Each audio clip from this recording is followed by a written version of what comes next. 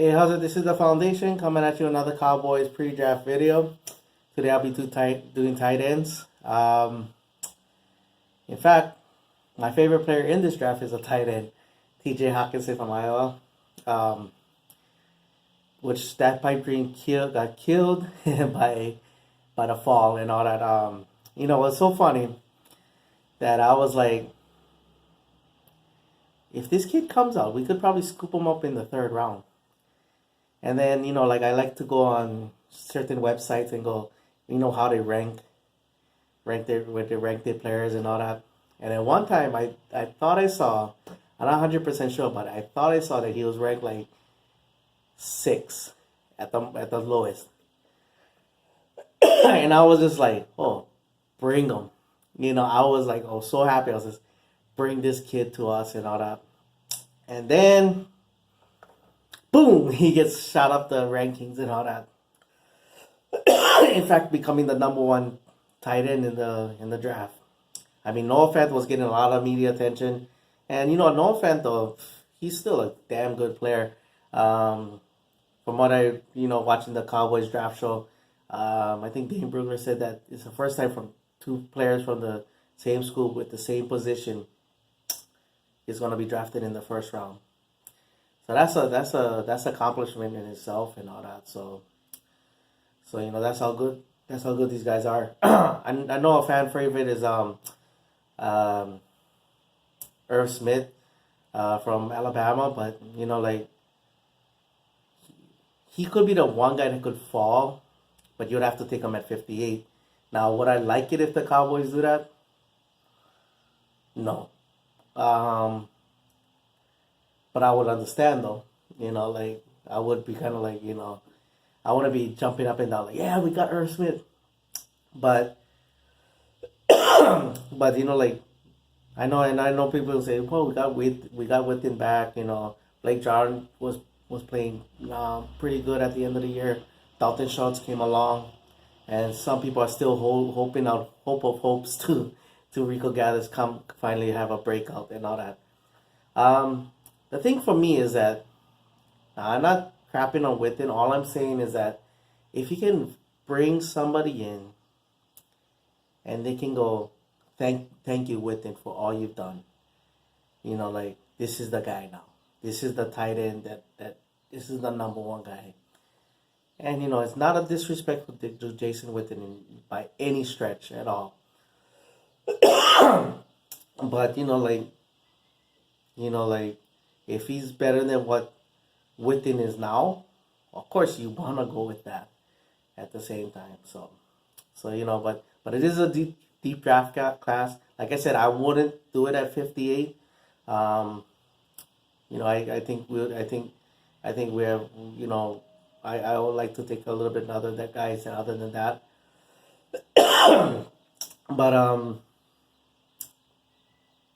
But like I said, it is a deep draft class, so I know Kellen Moore might be a little bit different, but I think you still have to have tight ends that can at least have some blocking capabilities and all that. So the first guy I'm gonna bring up is Drew Sample from Washington. I like Will Dissly from last year. I think he's not as good a blocker as Will Dissly, Drew Sample I'm talking about. But I think he's a little bit more athletic. So if you got a guy that can block and be a little bit better in the passing game, I'll take that anytime. This next guy, I gotta go on Uncle Lou's page and I gotta read up more what's going on because I don't get it. I don't see it. I don't know why. Isaac Nauta from Georgia. He was getting some real consideration that he'd be in the second round. All of a sudden, the combine kind of scared everybody off, which doesn't make sense to me. Everybody says, "Well, you don't really care. You should care about the combine." I mean, you should care just a little bit, but I'm like, he doesn't look like he runs as slow as what the thing says. He looks like he plays way more faster than that. He's pretty good with the ball, after the catch. He knows how to block. So I and he seems pretty fiery type of guy. So I don't see it. Unless Uncle Lou tells me something. If I go on his page and I ask him a question and he tells me something otherwise, I don't see it. And even then, I still won't probably see it to a certain degree. I really like that kid, Nauta. So if he wants to, they want to keep on dropping him. Fine. We can select different players and take them and probably steal them later in the rounds. So you know, uh, this next guy, Cowboys actually brought him. I don't really know him that much. I did see him against Alabama, and that's Jay Sternberger from Texas A&M. The touchdown that he caught, I know, yes, it was a blown coverage. But you know what, though? He got open. He looks like he's a red zone threat. He's a pretty big kid. So, they made Blake Jarwin do okay enough in the blocking game. Look like he can do that as well, too. So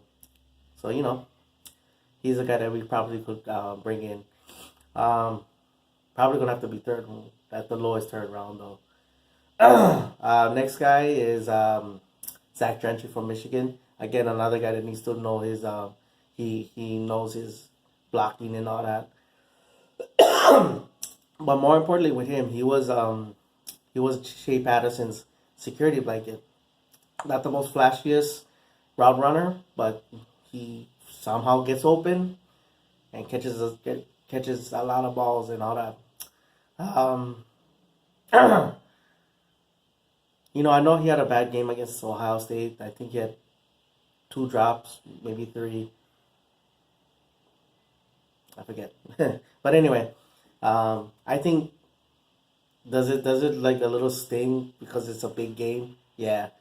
But at the same time, too, I think the positives outweigh the negatives. So he'll be a guy that you could possibly bring in maybe in the 5th round or maybe the second or the 4th round picks and all that. Finally, Tommy Sweeney from Boston College. Now I know this guy's probably just a Boston native fanatic or whatever. He'll say the next Gronk. I don't see it. I mean, he's big. Don't get me wrong. I think he's a little bit underrated as an athletic guy. He could be a red zone threat and all that. But I see that he's big enough where he can block and all that. And like I said, he's a little bit underrated as an athletic guy. So I would like to bring this kid in too. Maybe 5th round, maybe 7th round, and all that. So he could be a guy that we look at. Maybe on traits alone, you probably would have to bring him in the 5th round. But yeah. So that's the guys I would like the Cowboys to select. I will do the wide receivers next. I'll do a final video of who I think we're gonna draft at 58. And then I'll do a 6th pick. Cowboys have 6 picks. I'll do that. At first I was debating if I was gonna do a 1st round mock draft this year. I just do the mock draft just to have fun because like when I'm at work or when I'm at a downtime during the day, what I'll do is like I'll just write down this and that. Like what if this guy was to leapfrog this guy? What if a quarterback or maybe more running backs are selected in the 1st round? Or something. I like to see what would happen. How would the tables, how would the draft order look if that was to happen and all that?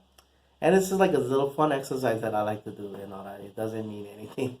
And, it's just, like, it's an opinion of nothingness, it doesn't matter. But yeah. All right. Mahalo for watching. Paniola boys. And like always, go Cowboys.